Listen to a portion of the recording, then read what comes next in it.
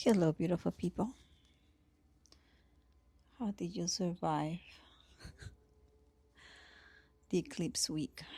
I have to tell you, mine was like not something I want to wish anybody. But anyway, first of all, I want to define certain things. One of them is being Pluto. Pluto is the planet that defines evolution, that confronts fears, emerges with what is looking at, and then gets transformed by it. So it's all about life and death. So what comes out of it is a metamorphosis. Now with Pluto, you can also choose not to merge, and that will eventually show up as something that is not in a state of evolution. So you can say it's imploding or in a state of involution. Then we have Capricorn, that is all about definition, authority, limitations, and also support. It means that it's very much about concrete, building up, dividing things, supporting, knowing. That's why it's an authority. So, but it's more not about the knowledge itself, but about the what represents something or someone who is in the knowing. So it's more like people who are governing, or people who have an authority, and they're seen as something to aspire. It also has a lot to do with reputation. So it's interesting because it's what really deals with personas or characters that we acquire to engage with society and the world. Then we have Uranus in Taurus. Just gonna synthesize that one. So it's all about disrupting, innovating, everything that is material and related to essential needs and values. So in a way, Uranus in Taurus since 2018 has been ungrounding trauma. It's been suddenly showing up in that area of your chart where there is a need to innovate and do something different. And when I was talking about Pluto and Capricorn, it means that we are back until November 19 for the last bit of our history with Pluto and Capricorn. So these are things that we're dealing with. So we also have the sun in at the very end of Virgo. We're just very, very end. And the sun in Virgo is giving light to the possibilities about discerning, editing in or out, selecting, and it's validating certain things that you already know if you took some time to look at them, that they're no longer necessary or they're actually necessary. So just look into things. Now, if you look into things with judgment instead of discernment, there's suffering in there. There's a little bit of projecting, because judgment invites a very subjective view, whereas discerning is all about being objective. So we have a grand trine on earth signs right now. So that means that we have the capacity to actually look back at the last 16 years of our lives and see, what is it that has been ungrounding? What is it that has been erratically moving towards a different place that we were not expecting? And foremost, the most important would be, what are all the structures and institutions and buildings and reputations, and I don't know, everything that represents a part of ourselves that we held as, oh, that's solid. What is really being transformed? Are you able to realize what part of your life has been transformed in the last 16 years? Because once you realize all this, it's very good to take stock and see, oh, I'm graduating here. And when you know that you're about to graduate and go out in the world, you're a little bit scared because you say, what if like everything that I've been preparing for is not going to be useful? Believe me, my friends, everything is going to be useful, because this last eclipse this week is kind of showing us a little bit what the next year and a half are going to be. Could be more shaky. It's all about letting the cycle end and bring some forgiveness, and acceptance and surrendering to what is no longer it.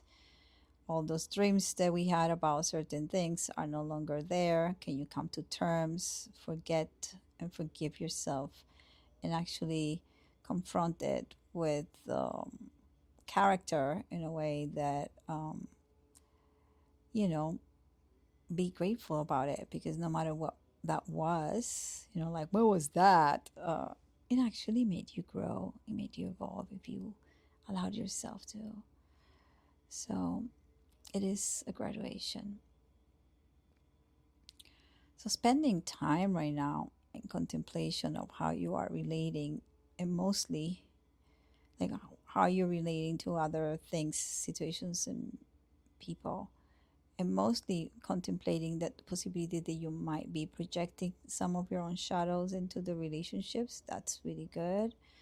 Black Moon Lilith is with South Node in Libra, and we still have a few more months with the South Node in Libra, only that Venus is about to enter Scorpio. So Venus was giving us the opportunity as a ruler of the Libra sign to actually engage with how we relate to the needs of others. We already know what our needs are, right? Do you know? Have you made that list?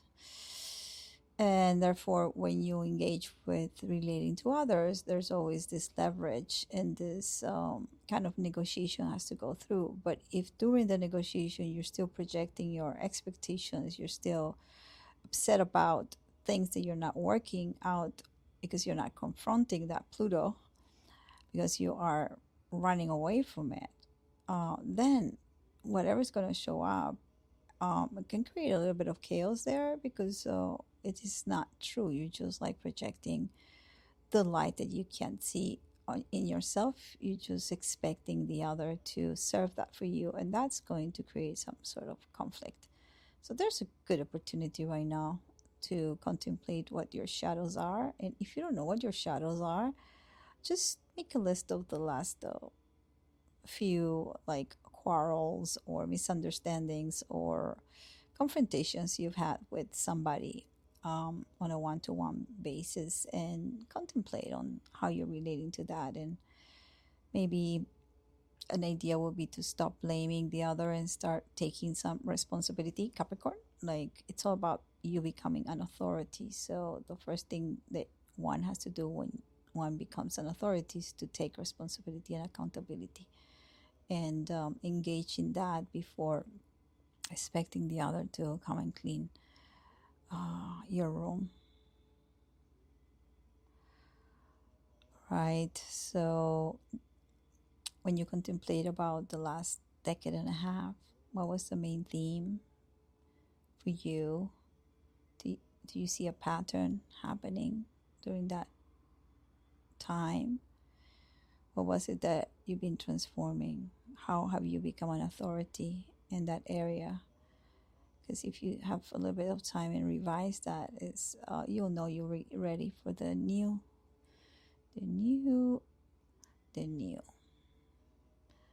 I myself I have been going through a little bit of pain in the body, which is very rare for me. I don't really relate to body pain at all.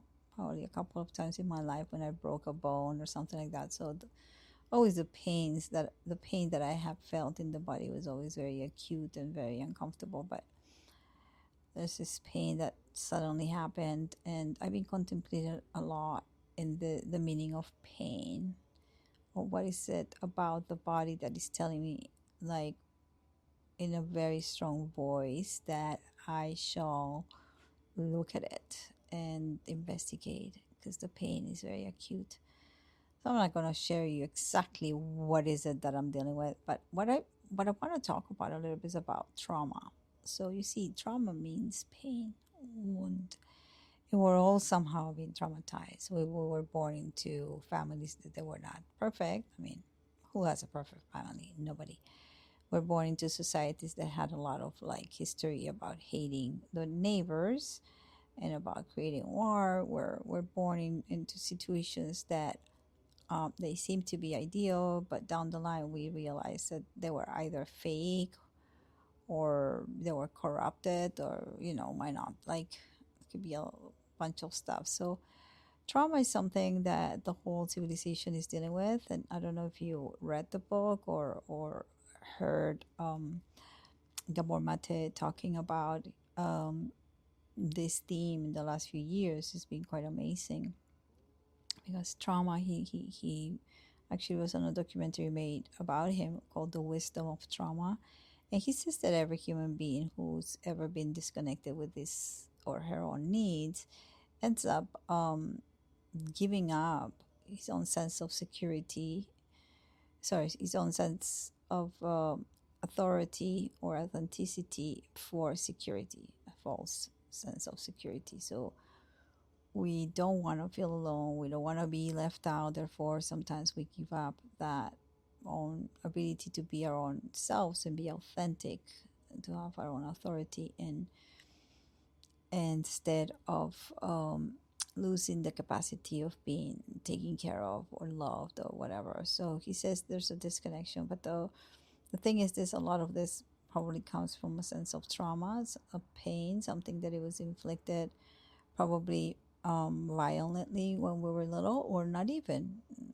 He does speak a lot about the people, which I counted myself that we had a happy childhood. I mean, I would say that I had a happy childhood despite the fact that I lost my father. So I would never wanted to use that as a sort of source of victimhood, or rather the opposite. I said, despite the fact that I didn't have a father, I feel that I had a very good childhood. But then when I did all the work, I was like, wait, but what about this? What about that? So it's not that I'm saying reversing that I did not have a good childhood by any means, but it made me really contemplate all the places where I just basically adapted myself in order not to feel the pain. So that's why he says that the trauma has some wisdom, because it supports us during the periods of tremendous pain to survive. It's a survival mechanism. But then there's a point after some years or decades that adaptation can no longer be useful, because it starts showing up signs of, okay, we need to evolve here. And these things come back at you at one point. So the things that I've been dealing with throughout my life has always been boundaries. Like I was born with very like loose boundaries, always trying to merge with something that I loved, whether it was something that I was studying or a person or a thing or a situation. I was just like love to be able to become one with it so I could learn and be completely transformed. But that proved to be good in many things, but also very dangerous in terms of relationships, not just intimately, but like in general, because then I will attract always exactly what I needed to learn from. Somewhere not long ago, I overheard somebody in a podcast says that, when you don't have boundaries like that, you attract predators, you attract people who are going to be narcissistic, or people are going to be manipulative. And because you don't know how to say no, then it becomes this relationship that it will be very diminishing in the meaning for your own growth. I'm not saying that everybody in my life is a narcissist, no, but I have in the past and still do somehow attract certain kind of people who overextend themselves in the expectation of what the relationship should be. So I like to put boundaries a lot. That's what I learned in the past 16 years. One of the boundaries is just saying no, like, I don't feel like doing this. So that has been like a very biggie for me. I still do have some air coming through the windowsill. And it's up to me to see what kind of air do I allow inside of myself, or not. Because sometimes the fresh air is actually good. So it's about discerning and not judging. So I could say, oh, because this and this happened to me, I'm going to close myself and not do something about it because I don't want to be hurt. Or I could say, interesting. I am an authority right now with all this thing about boundaries. Maybe shall I try to be discerning and really encourage myself to trust my own intuition and instincts. And this is where I am at right now. So I do feel that I did the work somehow.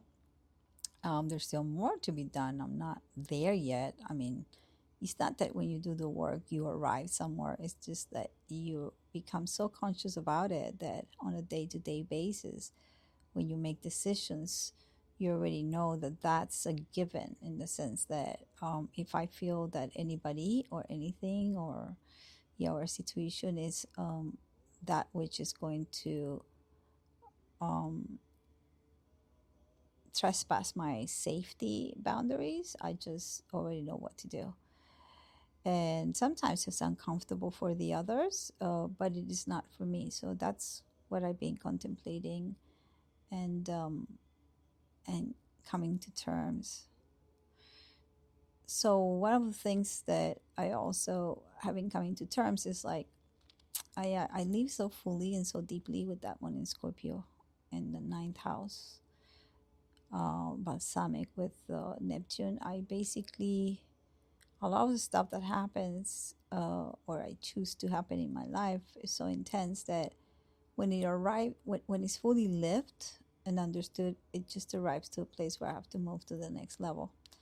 So that means that people, situations, or places kind of fade away. So I just, when it's finished, it's finished. So there's a big chunk of my life in New York, including a lot of people that I consider friends, that are no longer part of my life. So there's been sadness, there's been kind of a mourning that I've been doing. I'm not saying everybody, but I would say like 98% of the people that I knew while I was living in New York, they're gone from my life. I'm resonating in a very different frequency. I wish them all well, but we're no longer able to connect so much uh, because we're vibrating a very different frequency. So that's what it is. It's not that they're better or worse because it's not about judging like that, but we cannot really resonate. So we're in dissonance. So, well, see you later, alligator, and thank you very much, everybody, for whatever you offered me during that process. On the other hand, a lot of great opportunities and people have started appearing in my life. So I'm very thrilled to be able to support my new relationships in ways that are very deeply connected to my state of evolution. So that's really what's happening right now, this contemplation. So I invite you to do something similar if you feel like it. Like, see where you've been graduating from, take note. What is it about yourself that is different, that you can be happy about, proud about, and what is it that still needs to be shapen? Because the new earth, the new everything that is going to be emerging in the next months and years doesn't depend on a candidate winning an election. It doesn't depend on somebody saying that they're going to fix this or not. It has nothing to do with that. It only depends on how are you going to relate to it and also take action. How are you going to manifest that, which is your own individuality, and validate yourself through that? How are you going to show up with courage and be your better self? How are you going to be a great human being? And you're going to bring forth your authentic self because you're no longer afraid of being left out. And so you're bringing the best of you, you're bringing the best tools. So then we can contribute and collaborate in a beautiful relationship of growing together in this beautiful world, as opposed to just be reacting towards violence and so much hatred and division. The moment you reconnect to your own source, you will see that there's no division. It's just all purely a projection. So look for your projections. There are many. I have them too. Don't worry. I'm not beyond anything or anybody. Anyway, that will be enough. Wishing you a beautiful week. As I say, it's getting spicy out there. Sometimes too spicy for my taste, but it is what it is. So I'm going to bring my own light. And I'm going to shine my light. That is for sure. Take care.